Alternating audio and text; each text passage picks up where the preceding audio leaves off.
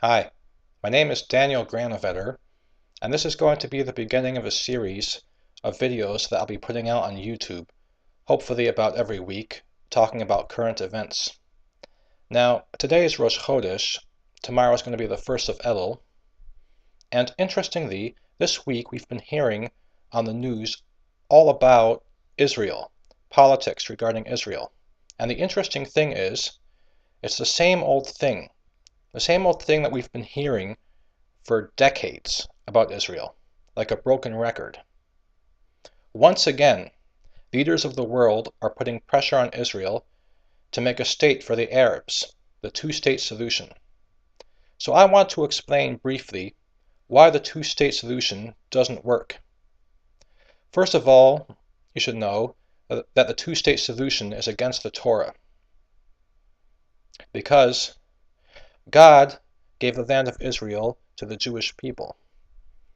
A small country in the middle of the Middle East, a very small country. The Arabs have all the rest of it, and just look on a map. See the size of Israel and see the size of the rest of the Middle East. And yet, the Arabs are determined to have Israel make for them a state. Now, it's not only the Torah, it's common sense that a two-state solution can't work. And here's why. Look closely on a map. Look at the two sections of Israel which they want to turn into Palestine. And by the way, that makes no sense, Palestine. Palestine is just another name for the whole region of Israel. Palestine is Israel. Now look at those two pieces of land. There's the Shomron, the West Bank if you want to call it that, and there's the Gaza Strip. These are two different pieces of land, and what are you going to do? Are you going to make a state out of two different pieces of land?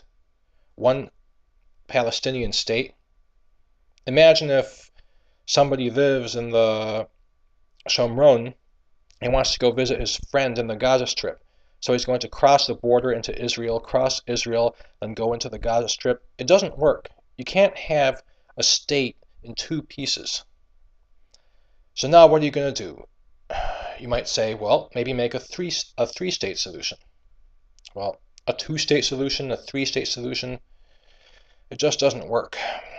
There's only one solution. That's a one-state solution. Now imagine this, because if you look at a little bit of history, you see that all that's been happening with the conflict between Israel and the Arabs is all ridiculous nonsense. Because what happened in Israel in the Six-Day War in 1969, when Israel was attacked by Jordan and by Egypt, is that Israel gained the Shomron, the West Bank, from Jordan, and the Gaza Strip from Egypt.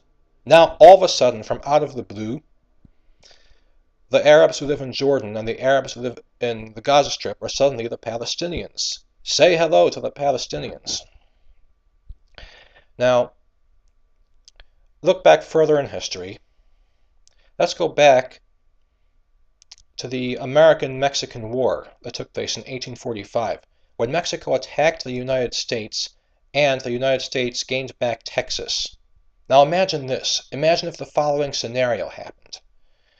Imagine if the people who lived in Texas, if they said to the United States, we're not going to be part of the United States. We're Texans. We want our own independent state. And the American government said, what, are you crazy? We captured you. You attacked us, and now you're part of America. And the Texans, they said, no, we want our own state, and if you don't give us our own state, we're going to launch terrorist attacks on you. And so they proceed to go across America and do shootings and bombings and fire rockets, and the American government said, okay, we'll give you your state, fine. Now what kind of ridiculous, insane nonsense would that be, to cave into terrorists? It would be unheard of. Yet the irony is that's what the world wants Israel to do right now, to cave into terrorists.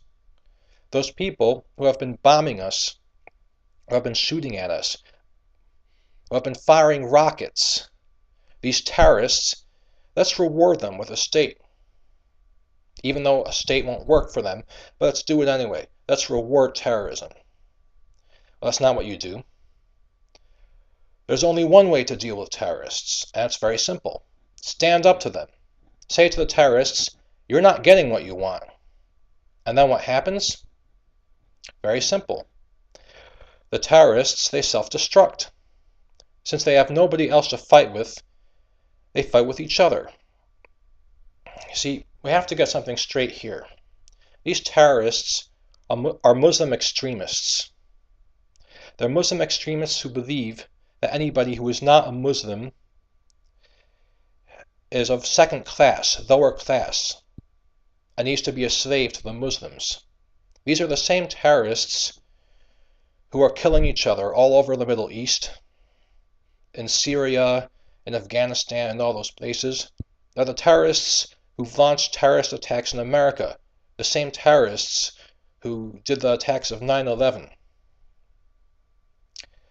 America stood up to those terrorists. Israel has got to stand up to the terrorists there. And then let the terrorists deal with each other and do away with each other. And then there will be no more terrorists. This is the kind of policy that Israel needs to adapt.